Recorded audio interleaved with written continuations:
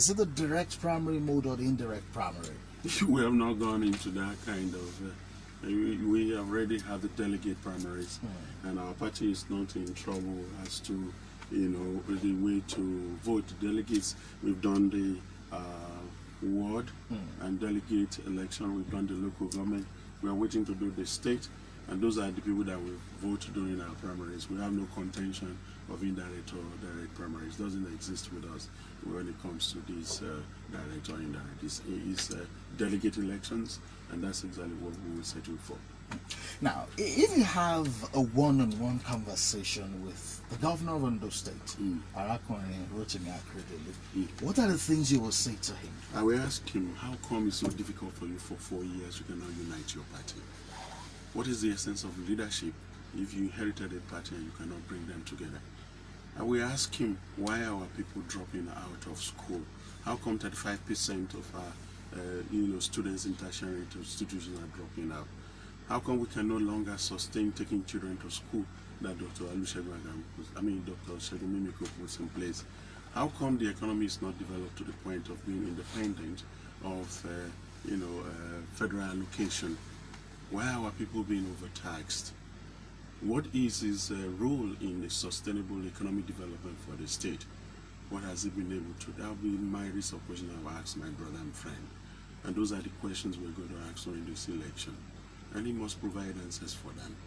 I'm not in the business of abusing people, but if his answers, his answers fall short of the desire and the expectations and the yearnings of the people, then the 4 years must have been wasted for our people. So does that imply you belong to the school of thought that the governor has not done enough? It is not only me that will answer that. The entire state will actually put him on a crucible and judge him. What's your personal impression? We've not done enough. The first question is obvious. The truth is that how come, if you really want to be a leader, you cannot even unite your party? How come that all the promises made failed? How come, in a state that has the history of free education, that all our values is built around education, primary school students, secondary school students are being asked to pay school fees. How can you explain the fact that you have destroyed the values of Adekunle Ajashi and those who came after him? How come, you have not been able to let the world know that you have care in your heart, that you understand what they are going through? And most times when you are asked questions, it's either abuse, it's either you throw tantrums, and you don't actually provide the answers. You're talking about this unity in the ruling party, but your own party, the People's Democratic Party, too, is having its own fair share of all of those internal rumblings. Have you heard about any other party apart from PDP and PTP in the state? Do you have a forum called Unity? Do you have people abusing themselves? Yes, we will, because party politics about managing differences, and we have our differences, and you don't expect us. Even in churches, people abuse each other thoroughly. Not to talk of a political party. Our own is such a way that we're managing whatever is the challenge that we have in a way that the party is considered far more important than individual interest, and that's what is important. Some people have been calling for the adoption of electronic voting. What's your take? You think Nigeria is right for electronic voting? Why is Nigeria not right for it? Don't you take money from ATM machines? Don't you use your cards wherever you go? Don't you load credit on your phone? Has there been any form of fraud when it comes to all these things? If you have 10,000 in your account, can you collect 100,000? The truth is that we must educate our people in readiness for these opportunities. But those benefiting from it won't allow it to happen. Otherwise, our people are ready for development. And we must lead. Leadership must take the lead in ensuring that our people, obtains and, they embrace the best practices across the world. The Nigeria of our dream is not this kind of, Stone Age,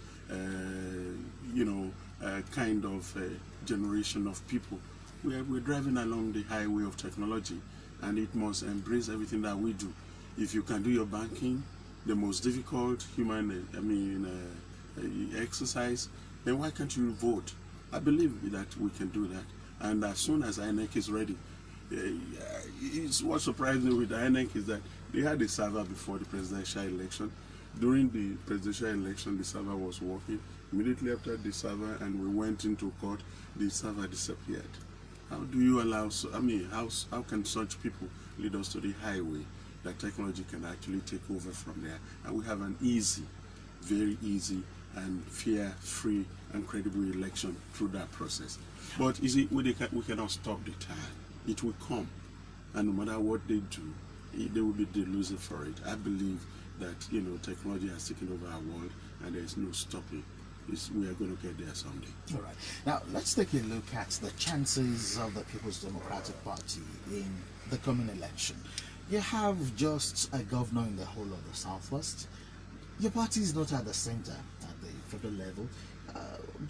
Are you not bothered that the federal might be too hard for you to contend with? The federal might that put everybody into poverty, the federal might that ran the country into recession, the federal might that might not be able to pay federal allocation to state, the federal might that actually encourages police brutality, the federal might that has actually abandoned our people. During COVID-19, people were locked in without anything. Is that the kind of might you want? The people's might is far much more than the federal might. At the point in time when they want to look power in the face and tell them the truth, they will. And the best way to do is during the election process. I guarantee you the federal might cannot work when you have subjugated people to an extreme, poverty, the way this country has ever been. The APC government and President Buhari's government have decided that the people don't count. At the appointed time, the people will tell them that the APC don't count, and we will win and we defeat them. When your party... We are not afraid. We are not afraid. Yes, you mentioned it, but the same governor, Seyi Makinde, won in Ondo State, where APC was seated, and they have all this. We won the presidential election in Ondo State, where we have no governor. We won 2 governors, and you are still thinking that we are weak and we will not be able to confront these monsters. I bet their days are numbered, and we are going to win this election. Now, Oloorogun, when your party was at power for 16 years, there were a lot of instances where you didn't obey court orders, you didn't obey legal pronouncements and all that. Name one. What does that? Name when Chief Olusegun Obasanjo was there were a lot of instances. Now, at that point in time, Eddy Olafeso, what does that say about your party? You coming now to cast aspersions on the APC government? Is that not hypocritical? Well, let's ask our people, what is the hypocrisy in this? Where were you better off today than you were when PDP was in power? Because the totality of your responsibility and your role as a government is to provide, to create an enabling environment for your people. Were they better now than they were at that time? What was during my era? You're talking about you're talking about not obeying court orders. Can you compare it with what's happening today? But it did happen. But do you want it to continue, or you want to improve on it? Why did we lose that election in 2015? We were punished for the few things we did wrong. And that does not mean that this government coming in will come in and do worse things for the Nigerian people. So for me, Nigerian people have the answers that you're trying to, for the question you're asking. Their life has been made miserable. What was the per liter of petrol when we were in power? What was the exchange rate when we were in power? What exactly was the economy? Now, what was the amount of foreign debt we amassed? None of us can you and I cannot establish the amount of debt because it rises on a daily basis. 21 trillion, 27 trillion, you don't even know how much you're owing. I mean, how much in debt the nation is being indebted, and to the tune of what? I can guarantee you something, in July or August, there might not be any federal allocation to states. You can imagine how devastating our world would have been. They've cleared all that is saved before they arrived, and now they have amassed so much debt that you cannot even. So when you are talking about PDP and those things we have done wrong in the past, and you see the kind of quantum of misery and pain this we have unleashed on Nigerians, you will understand that that was the greatest moment. It's nice to see your party actually had the interest of the people at heart, considering the number of corruption cases we've been hearing. Answer my question. Were they better off then than now? I also asked the question a little bit. Yes. We've been hearing a lot of corruption cases that emanated from when your party was in. These people have gone digital. Digital in what sense? In stealing and in corruption. Quantum of but money it happened comes. while The your latest party was is there. about your COVID-19. Can you tell me, as you're seated here, you're a defender of truth for society? Tell me what the federal government did with all that was actually raised during the COVID-19 thing. You will not know. And then a country will come consistently to borrow money, and you're not seeing what they're doing with the money. And you still be asking me questions that if my party is better than these people. We were not this heinous. I told you we've been punished for what we did wrong before 2015. But we expected the nation to actually move on and do better from 2015. So are you saying PDP is a changed party now? We have done so much. We'll go and look at the states we control. We have 15 states across the country that we control, from Oyo to Rivers to Bayelsa to Akwa Ibom. The PDP control states, you can see development in the areas of education, infrastructural development, health care, everything is different, and that's what we're trying to do. You see, for me, party delineation does not remove the responsibility conferred on you as a leader to lead your people away from poverty, from extinction, and to give a new direction, a new vision, and ensure that the society is better than you left it. So by the time we are contending APC and all, can't they come and do better than PDP? Well, they have failed woefully. For what purpose they took over power, I would never know. Is it to put our people in this kind of penury for the rest of times, or to just engage themselves in all these highfalutin projects that does not impact on the lives of the people? All right. Let's talk about the timing of your primaries. Your party fixed its primaries to hold 24 hours after the ruling party's primaries. And with our next elections can spill over in a bit to curb the COVID-19 thing, don't you think that might generate some problems? To us, no. Our party is not known to be gun-carrying, violent, wrecking, and always fighting each other.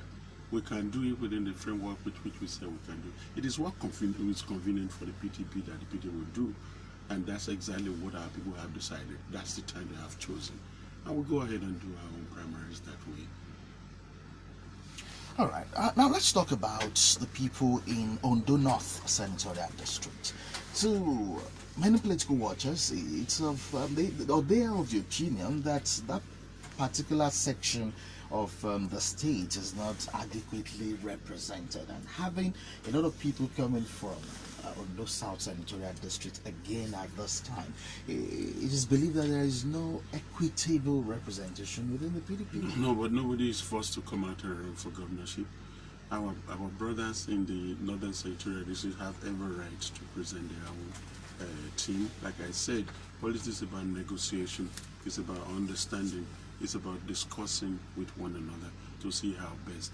It's about equity and fairness. If one zone has done 12 years and another zone did 8 years and another one did less than 6 years, it's obvious. Our brothers are very, very formidable part of our family, and nobody dictates to the North. I have absolute respect for them. I've been working with the Northern Central since I came into government, and they appointed that whatever they want is what they will say they are going for, and at that time the entire state will sit and take a decision on where things should happen. for me, don't divide our party where there's no need to. We are a whole, indivisible, united, 3 senatorial districts, working together to ensure that we take power from APC, the Northern Senatorial District, the Central Senatorial District, and the Southern Senatorial District. We see ourselves as brothers. To me, I don't see the difference in my look, in my presentation with anybody from the north or from the center or from the south. Critical in this is for all of us to work together and make the party stronger. I asked that question because, it would seem they don't stand a chance as the party's chairmanship has been zoned to the north. But it's a choice. The party may zone the chairmanship to you, and you have the right to say, no, this is not what I want. Will the party still allow that person to run? I mean, now that it's been zoned to the north, nobody else is running because the party's decision is respected. It's only northern, the Northern Senatorial District indigents that are running for the chairmanship of the party. So nobody can come from that axis for governorship? They are entitled to. Are they not running? Will your party allow them? Absolutely, they are running. We cannot stop them. The constitution is very clear. No citizen of this Federal Republic shall be denied of that right to run for a position or to vote for somebody during elections when you're a free-born citizen of the Federal Republic of Nigeria. To us, the issue of geography, like I said, play it at the back. We manage it through the political process. What is important for every one of us is to ensure that we return to power in 2020, 10-10. There have been narratives that restructuring will help our electoral process get better. What's your take on restructuring? Absolutely, I believe. If you don't restructure this country, how can it ever move forward? This country is baked in the oven of corruption and treachery. And during independence, the British did the best they can to leave a legacy of corruption and fraudulent, putting people together without purpose and cause. And that's exactly what is still our situation. You will look at what happened during the regional era, when you have the right to develop at your own pace. Look at what happened in the southwest, and the premier of the then Western region made this place look like a model for the rest of the world. You have first in so very many things. In the first stadium, the first television station, schools, university, mention it. And it enabled us to grow at our own pace. I said the burden this country is facing today, and I mentioned it immediately after the presidential election of 2019, is the fact that the North is an endless burden of responsibility on the South. Now, unless we remove it, we can't grow. Because the truth is that we have over-centralized everything. And look at what is going on today. Federal character is dead. Anybody, unless you're from the South, or Northwest, or not any part of the Northern, the 3 zones out there, you cannot get anything. So what is the essence of this, federalism that more or less like a unitary state that you have to go cap in hand begging for, support from the center, when most of the resources to develop the country are all located in one state or the other? What is the use of a federal road when the minister might actually be from Maiduguri and, his family lives in Sokoto, and that road is like a highway to heaven, and you have all these death traps, kidnappers den and everything? Of what should is unless this regional struggle and restructuring is laid to rest, our country will never know development. Let's talk about monetization of the process. The slogan "Dibo Kosebe" is something that is now rampant amongst us, and when you argue this back and forth, people will say to you that the PDP started it. Now, what does this portend to politics? PDP started it. Yes. I don't. Monetization of the process. Well, frankly, between you and I, my brother, I don't react to rumors. There must be certain concrete evidence to prove the fact that PDP started this this nonsensical monetary politics that is actually embarrassing democracy and making it look like it's a monstrosity that defies any form of definition. And the founding fathers of the democracy never thought that you have to actually pay your way to be voted for. It negates, destroys the essence of free will and the opportunity for you to vote for somebody you like. It's like an inducement these days, and then you have to give money to people to say they like your face, they don't like your face. When I ran for the presidency of Ife, nobody took a dime from me. All they did, the 30,000 students, they milled around the amphitheater, and they called all of us out to address them on what we intend to do for the university for the year we intend to become president. And that was all you paid. You paid with your brain, your heart, and your conscience, and what you've done in the environment. When will our politics ever return there?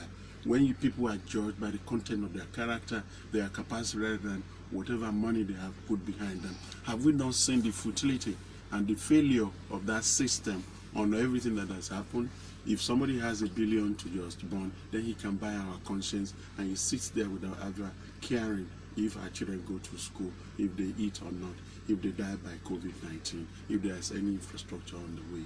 To me, it's so reprehensible and sad, and it makes us feel that, well, being born in this part of the world is a curse. But nonetheless, some of us will work from now to the end of our time to ensure that we educate our people to do the right thing by ensuring that you pick people you know can actually do the job, rather than those who pay you to say, no matter my capacity, I can do it. Oloorogun, some members of your party did allege that during the last primary election of your party, money did exchange hands. Which primary? The last governorship primary. Money changed hands? Yes. Or we were bought off? Bought off in what sense? We were bought off. Money did not change hands. For the very first time, give it to Segun Mimiko. We were all there at the dome. We were all there at the dome, and we all voted. I voted during the primaries, and nobody, and I'm saying it on air now, nobody gave me a dime. And my usual thing is I don't take a dime from anybody to take a decision on anything, because it is not right. Our party will not do that. You know, there are certain things within the system that is so difficult to obliterate totally. But for us in PDP, we continue to do the best we can to reduce it to the barest minimum. And that's exactly what the leadership is trying to do at this time. Now, if your party finds its way to the presidency again, what will you do right? We already told you, a new beginning for this country. The restructuring you talk about will be in the front burner. Our people must be able to renegotiate their existence together, and we must give freedom to each of the zones to continue to develop at their pace. And then you create a center that will be sensitive to all parts of the country. And this nepotism that is going on unchecked will become a thing of the past. For us, we want to get engaged with the rest of the world, rebuild an economy that's been so devastated. We want to move away from all these, oil and oil and oil all the time, when God has given Nigeria more than it requires for the next in prosperity. The cost must stop, and our party is desirous to stop the cost. Something is wrong here. I lived 15 years in America. There is nothing they have out there that we don't have in Quantum. You can sleep on the street here. You can't dare it in New York or any other place. You will die before morning. And yet, we carry poverty like it's an entrenchment, a punishment for being born around these parts of the world. So my party is looking for a re-engineered economy for the country. You knew when we were contesting, we said, all this moribund, huge investment by government is a lockdown. What is your president doing with 8 aircraft in a situation where you cannot pay salary and children cannot even eat 3 square meals? And this man claimed to have loved the ordinary man on the street. There are minor things you could do. You could make the electoral system less cumbersome as it is. You can allow people to vote without shooting at them. Those are the things that PDP is desirous to do as soon as we come into office. If I become the governor of this state, you see changes. But do you think your party is strong enough to wrestle power What do you again? call strength? I have defined it to you when we were talking about it. You talk about fractal might. I spoke about the might of the people. That the biggest crucible in a democracy are the people. Your internal structures. Are you still looking for other power beyond God and man? Hell no. Government is just a superficial structure put in place to be able to manage the affairs of men. The truth is that we can do it, but it takes leadership, my brother. And that's exactly what we are saying. Between you and I, there are no differences. The difference between you and I seated here is probably our experiences and where we have been, the kind of books we have read, and what we're exposed to, and the kind of upbringing that you have. Their necessity to impact on humanity. Those are the things that separate us. So for us in PDP, we are waiting, and we know for sure that opportunity will come. The least we can promise is that we will return your life to where it was before 2015. You can buy dollar at 97 naira. You can buy petrol at 87 naira. You can begin to live your life the way you lived it, and the kind of beauty in a very formidable healthcare system that works for that Dr. Mimiko left behind. For me, my brother, it's doable. Because all you need is to carry your people along.